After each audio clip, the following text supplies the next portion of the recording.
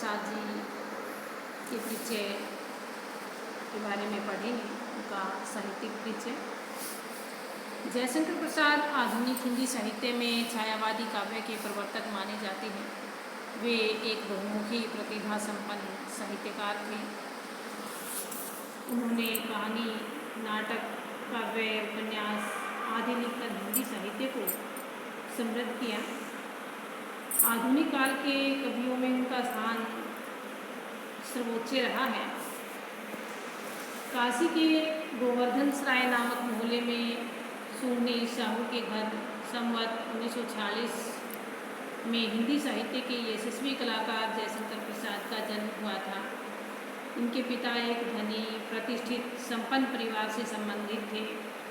इनके परिवार को सरस्वती और लक्ष्मी दोनों का वरदान प्राप्त था। बालक प्रसाद का आरंभिक जीवन बड़ा ही खुशहाली में बीता।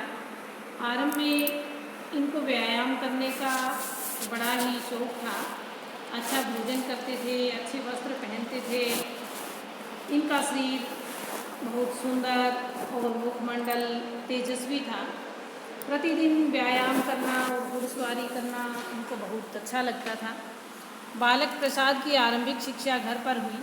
बाद में इन्होंने काशी के क्वींस कॉलेज में प्रवेश लिया। इनकी पढ़ाई घर पर ही चलती रही। जब बालक प्रसाद की आयु 12 वर्ष की थी तब इन पर मुसीबतों का पहाड़ टूट पड़ा। इनके पिता का देहांत होते ही घर परिवार की आर्थिक स्थिति डावाडोल हो गई। व्यापार में काफ़ी घाटा हुआ। परिवार का सारा बोझ इनके बड़े भाई शंभू रतन पर आ पड़ा। अब बालक प्रसाद स्कूल छोड़कर घर पर रहने लगे। बड़े भाई ने घर पर ही इनकी पढ़ाई की व्यवस्था की, लेकिन पिता की मृत्यु के 3 वर्ष बाद इनकी माता का भी देहांत हो गया। दुर्भाग्य से माता की मृत्यु के 2 वर्ष बाद उनके बड़े भाई शंभू रतन भी चल बसे और घर का सारा दायित्व प्रसाद जी पर आ गया।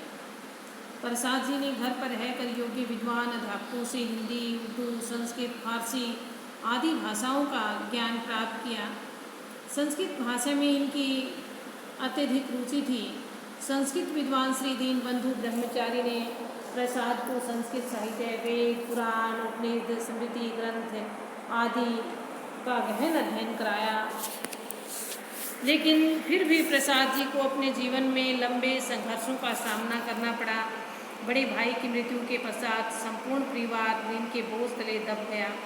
प्रसाद जी ने मेहनत करके अपना व्यापार चलाया और सन 1930 के लगभग परिवार को ऋण के बोझ से मुक्त कर दिया। वैवाहिक जीवन में प्रसाद जी को 2 बार पत्नी वियोग झेलना पड़ा। प्रसाद आनंदवादी दर्शन को मानते थे। वे हमेशा हंसमुख, सुंदर शरीर के धनी रहे हैं, लेकिन 1937 में 48 वर्ष की अल्प आयु में राजयक्षमा रोग से पीड़ित होकर वे संसार से चल बसे। उनकी मृत्यु संपूर्ण हिंदी जगत के लिए एक बहुत बड़ी भारी स्थिति थी। इनकी प्रमुख रचनाएं, प्रसाद जी एक महान कवि थे, लेकिन काव्य रचनाओं के साथ साथ उन्होंने उपन्यास, नाटक, कहानियाँ भी लिखी। काव्य रचनाएं चित्राधार, कानन कुसुम, महाराणा का महत्व आदि काव्य संग्रह, उपन्यास, नाटक आदि में के माध्यम से इन्होंने साहित्य में काफ़ी योगदान दिया। इनके साहित्यिक जो विशेषताएं हैं, प्रसाद जी की कहानी साहित्य की एक नवीन दृष्टि है। उनकी समस्त कहानियों को इन्होंने 3 कालों में विभाजित किया है। पूर्व काल का जो समय है सन 1910 से 1922 तक का है। मध्यकाल का समय सन 1923 से 1929 तक। अंतिम काल का समय जो है 1929 से 1937 तक रहा। प्रथम काल में प्रसाद के 2 संग्रह प्रतिध्वनि और छाया प्रकाशित हुए। इसमें छाया उनका पहला कहानी संग्रह है। दूसरे काल में आकाशदीप कहानी संग्रह को गिना जा सकता है। तीसरे संग्रह में इंद्रजाल और आकाशदीप कहानी संग्रह हैं। इन तीनों कालों में विषय पक्ष और कला पक्ष दोनों दृष्टियों से सूक्ष्म परिवर्तन देखा जा सकता है। प्रसाद की कहानियाँ नियमों के बंधन को स्वीकार नहीं करती। उनमें हृदय के भावों और उद्गारों की अभिव्यक्ति तकनीक की अपेक्षा अधिक हुई है। ऐतिहासिक वातावरण की सृष्टि। प्रसाद की लगभग सभी कहानियों में ऐतिहासिक वातावरण की सृष्टि भी देखी जा सकती है। हम कह सकते हैं कि उनकी कहानियाँ अतीत की पुकार रही हैं। वे जिस युग का चित्र अंकित करना चाहते हैं, उनकी आकार तस्वीर हमारे सामने उपस्थित हो जाती है। इस दृष्टि से उनकी ऐतिहासिक चेतना बहुत अद्भुत है। इस कला में हिंदी का कोई और लेखक उनकी क्षमता नहीं कर सका। वे युग के राजनीतिक, सामाजिक, सांस्कृतिक और व्यक्तिगत जीवन के मूल चित्र अंकित करने में सिद्धहस्त है।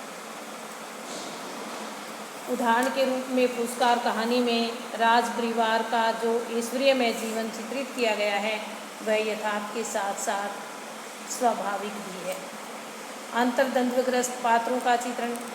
प्रसाद की कहानी कला की जो दूसरी विशेषता रही है, वो है कि उन्होंने अपने पात्रों के मानसिक द्वंद्व की अवतारणा की है। प्रसाद के पात्र व्यक्ति पात्र हैं कि वे किसी वर्ग विशेष का प्रतिनिधित्व करते हुए दिखाई नहीं देते।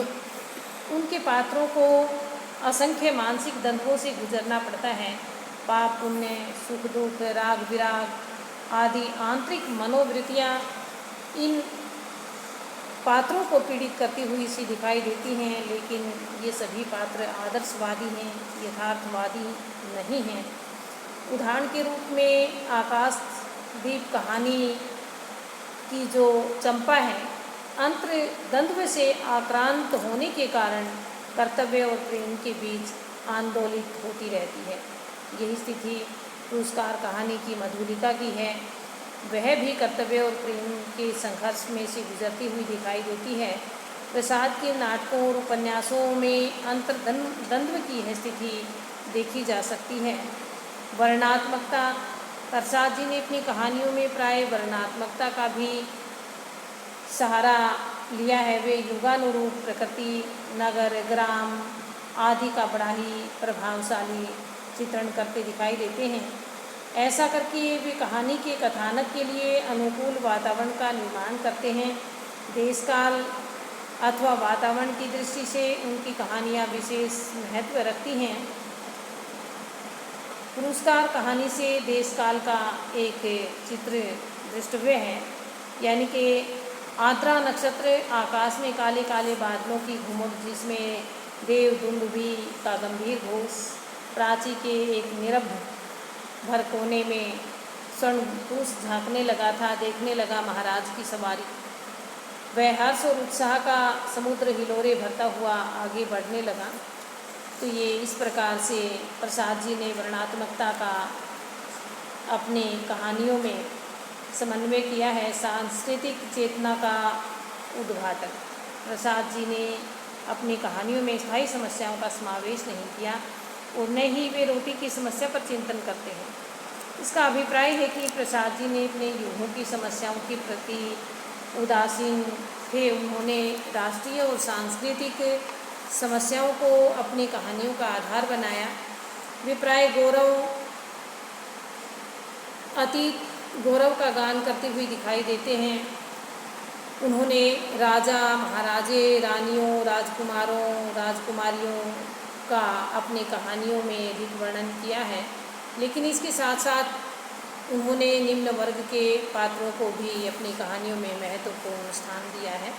पुरस्कार कहानी की कृषक बालिका रही है मधुलिका। आकाशदीप कहानी की चंपा भी इसी तथ्य को सिद्ध करती हुई दिखाई देती है। सत्य बात यह है कि प्रसाद जी की जो कहानी है, साहित्य में जितना महत्वपूर्ण स्थान निम्न वर्ग के व्यक्तियों को दिया गया है, उतना अन्य किसी भी कहानीकार को उन्होंने अपनी कहानी में स्थान नहीं दिया। उन्होंने अतीत में विचरण करते हुए इतिहास के अपेक्षित पात्रों को अपनी कहानियों में स्थान दिया है। राष्ट्रीय भावनाओं का प्रतिपादन। प्रसाद जी प्रत्येक दृष्टि से एक राष्ट्रवादी साहित्यकार थे। इनके पात्र राष्ट्रीय प्रेम के लिए व्यक्तिगत सुख और ऐश्वर्य का त्याग करते हुए दिखाई देते हैं।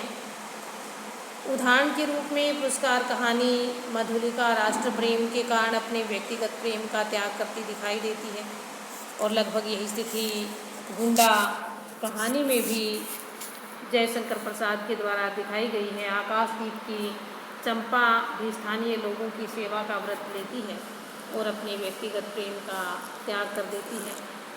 इस दृष्टि से हम देखते हैं कि प्रसाद को कहानियों में उदात्त प्रेम की व्यंजना हुई है। प्रसाद द्वारा प्रतिपादित प्रेम मानसिक अथवा शारीरिक नहीं है, बल्कि यह बलिदान, त्याग और समर्पण में विश्वास रखता है।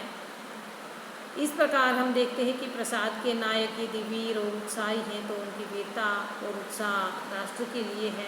उनके नारी पात्र भी राष्ट्र के प्रति समर्पित दिखाई देते हैं। भाषा शैली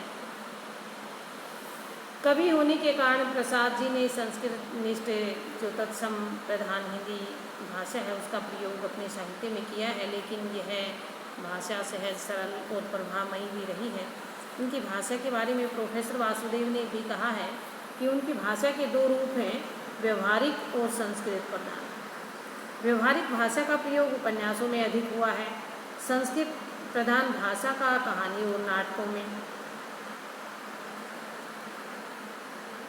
इनकी भाषा में प्रभाव, काव्यात्मकता हर जगह दिखाई देती है। उनकी कहानियों की गद्य भाषा गद्य काव्य का मधुर आनंद देती है। स्टूडेंट्स, ये था जयशंकर प्रसाद जी का साहित्यिक परिचय। Thanks and have a good day.